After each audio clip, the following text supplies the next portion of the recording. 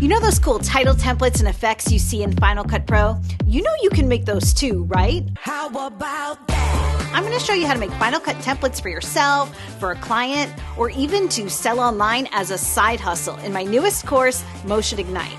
Together, we're going to build attention-grabbing title templates, effects with camera moves, smooth transitions, and looping backgrounds with this step-by-step, in-depth Apple Motion course. We cover everything advanced users need to know, like rigs, drop zones, how to make those on-screen controls, and so much more. It's intense. And you know how I teach. I zoom way into the screen and I explain everything.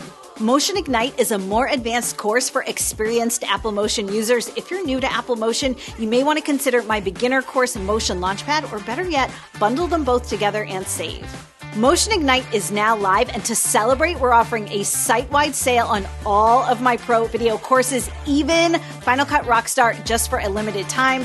Find out more at jenjager.com.